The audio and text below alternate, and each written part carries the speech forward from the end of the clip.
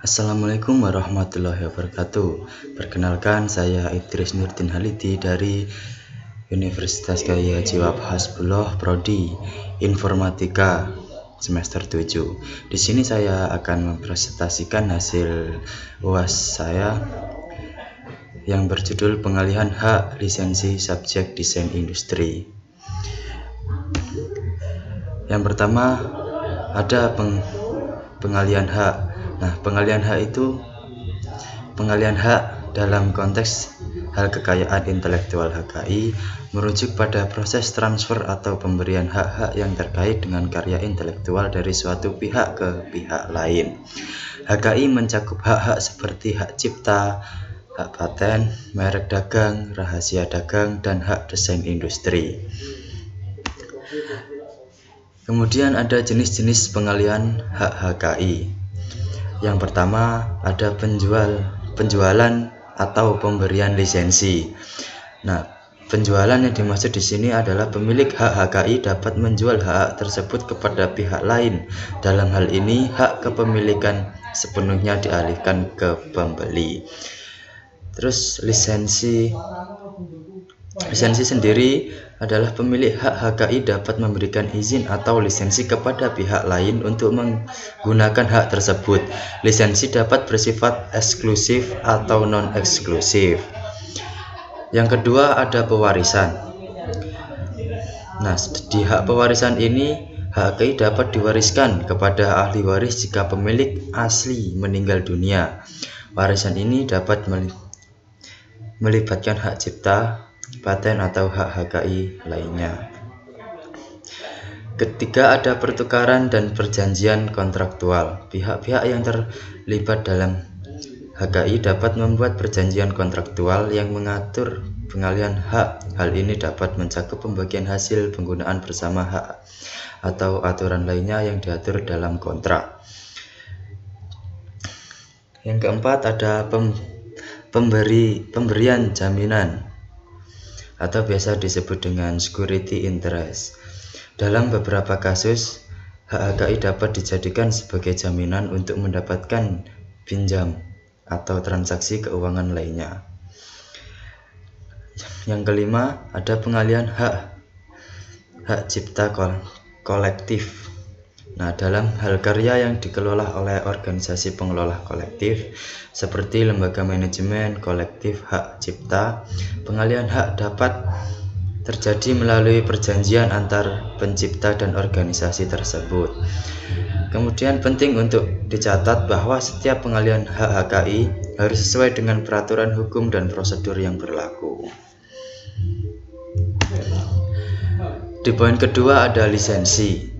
Nah, lisensi dalam konteks hak kekayaan intelektual atau biasa disebut dengan HKI merujuk pada izin atau hak yang diberikan oleh pemilik hak kepada pihak lain untuk menggunakan, mengadakan, mendistribusikan atau memanfaatkan karya atau inovasi yang dilindungi HKI. Dengan kata lain, lisensi HKI adalah perjanjian yang memberikan izin resmi kepada pihak ketiga untuk menggunakan hak HKI yang dimiliki oleh pemilik. Nah, di sini ada poin penting untuk lisensi HKI. Yang pertama adalah jenis lisensi.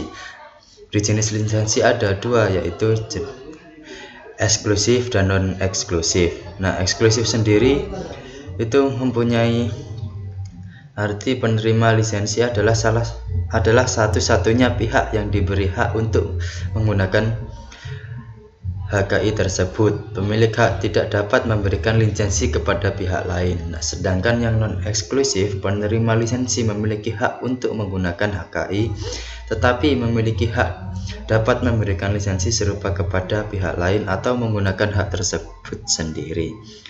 Yang kedua ada lingkungan lisensi. Di sini mempunyai dua poin, yaitu penuh atau full. Yang kedua ada terbatas atau limited.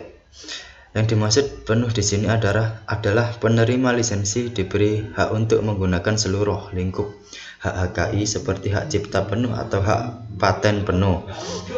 Sedangkan yang terbatas atau limited, lisensi dapat dibatasi pada waktu geografi atau jenis penggunaan tertentu. Ketiga, ada syarat dan ketentuan. Di sini juga memiliki 2 poin, yaitu royalti dan batas penggunaan. Royalti sendiri seringkali melibatkan pembayaran royalti atau biaya tertentu kepada pemilik hal sebagai imbalan atau penggunaan HKI. Sedangkan batas penggunaan itu adalah lisensi dapat mencakup batas terkait cara penggunaan, durasi penggunaan, atau jenis produk jasa tertentu. Yang keempat, ada manfaat pihak ketiga.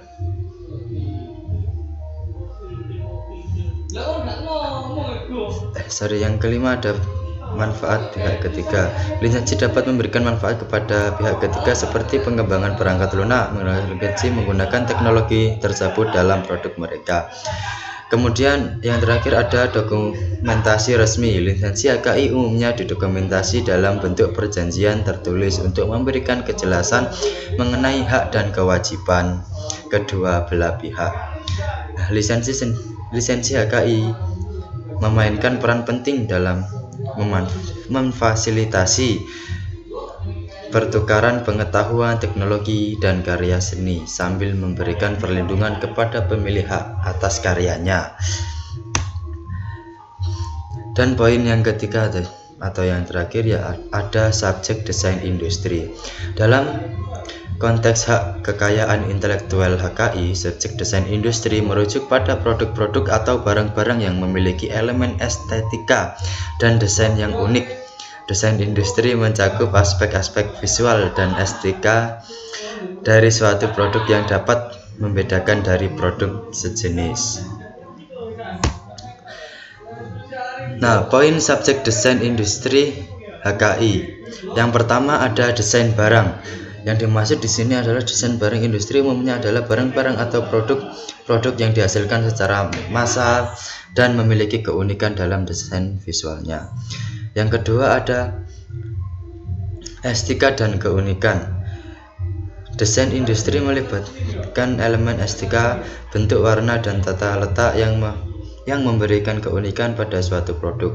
Keunikan ini harus membedakan produk tersebut dari produk serupa yang sudah ada. Yang ketiga, ada keaslian dan originalitas. Untuk mendapatkan perlindungan HKI, desain industri harus memiliki tingkat keaslian atau originalitas yang mencakup desain tersebut tidak boleh semata-mata meniru atau merupakan replika langsung dari desain yang sudah ada. Yang keempat, ada bidang aplikasi desain.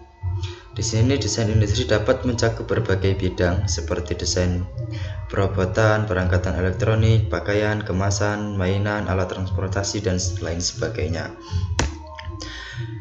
Kemudian ada pendaftaran desain.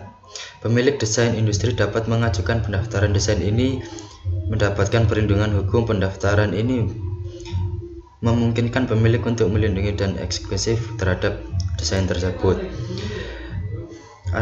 Kemudian ada perlindungan terbatas waktu. Perlindungan terbatas waktu. Desain industri biasanya bersifat terbatas waktu. Setelah periode tertentu, desain tersebut dapat menjadi domain publik dan orang lain dapat dengan bebas menggunakannya. Yang terakhir, ada perbedaan dengan paten. Yang dimaksud di sini adalah desain industri lebih berfokus pada aspek estetika dan penampilan visual, sementara paten lebih terkait dengan inovasi teknis atau fungsional dari satu produk. Nah, kemudian ada hal penting untuk memahami bahwa perlindungan desain industri melibatkan proses pendaftaran yang seringkali dikelola oleh lembaga atau kantor hak kekayaan intelektual di suatu negara. Pemilik desain yang berhasil mendaftarkan desainnya mendapatkan hak eksklusif untuk mengontrol penggunaan desain tersebut dalam batas-batas yang ditetapkan oleh undang-undang.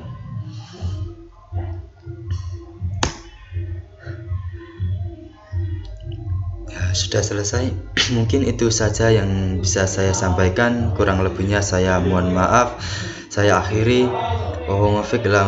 Wassalamualaikum warahmatullahi wabarakatuh.